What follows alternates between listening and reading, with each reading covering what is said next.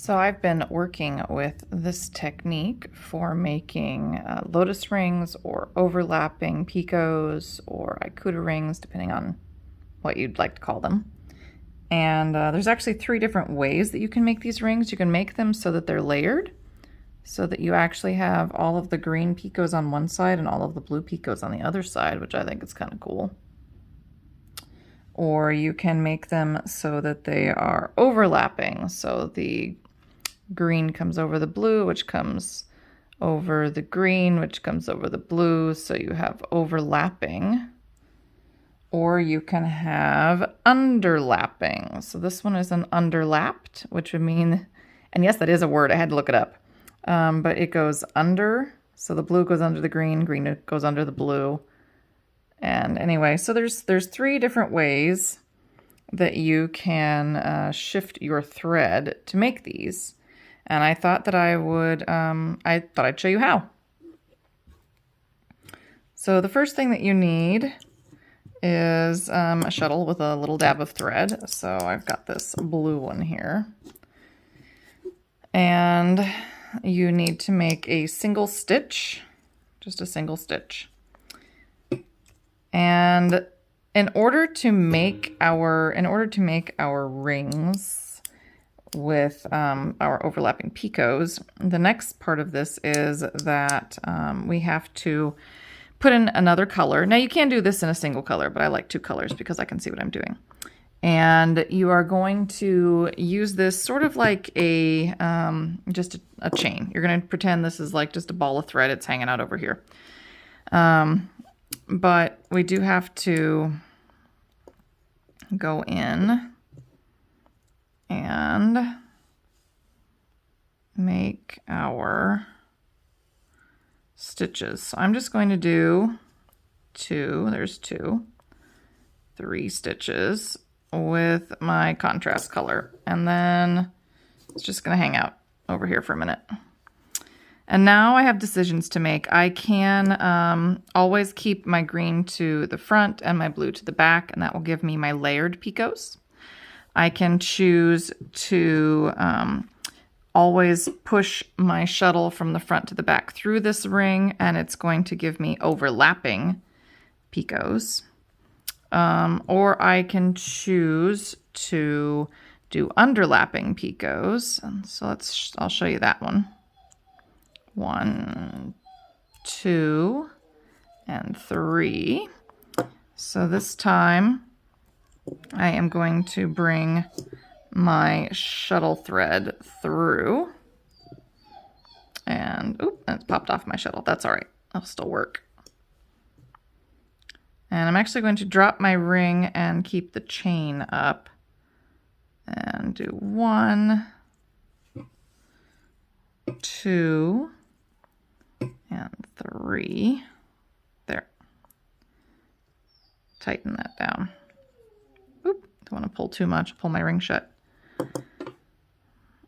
Okay, there we go. And now, here's the underlapping part. So now I have to take this to the back because 1, 2, 3.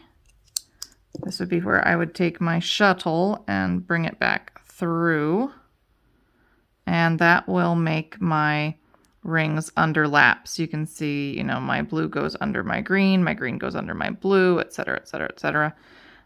So this would keep it underlapping. Now, if I wanted it to overlap, I would actually bring my green thread back to the front, and I usually end up dropping my ring off. I don't know why while I'm working this. There is a way to work it without doing that, but for some reason I'm just more comfortable doing it this way.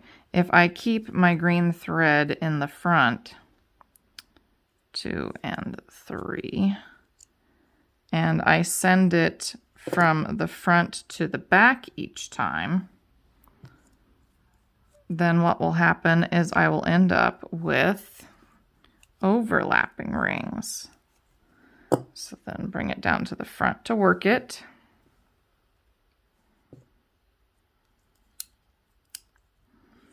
And let's see, 1. That's not very pretty. There we go. 1, 2, 3. And then again, I have to send my, I'm pretending this is a shuttle, but send my shuttle through to the back, and it will hang out the back. And you just want to get it out of the way. 1, 2, 3. And now you can see that we have switched. So here's where we switched from our underlapping to our overlapping. And you can also see that that is how you would do layered picots, because if you keep the green always to one side and you don't send it through your ring, then you won't end up with these under or overlapping picots, which I just think is really cool. That you can take something like, oop, lost my thread. I don't know, this tail's kind of small now. Let's see if I have enough left to show this.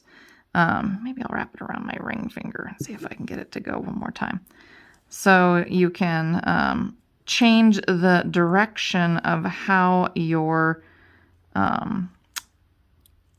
picots are positioned, whether they come forward or come backward, or they stay in the front or they stay in the back. And anyway, I just think it's a really cool little, thing to play with. And when I make these rings, I usually try to make sure that I close them with the same color that I started with. So because I started with the blue, I just do a single stitch in my blue to help close my ring. And there we go. And you can see I have different directions on this ring because I have underlapping, I have a layer in front here, and then I have my overlapping. So anyway, that is just a really quick little tutorial on how to, on how to make the Lotus ring or the overlapping ring or the ikuta ring. And anyway, I thought I would show you how to do that with the ring itself. Now, chains are a little bit different, but it's a similar idea.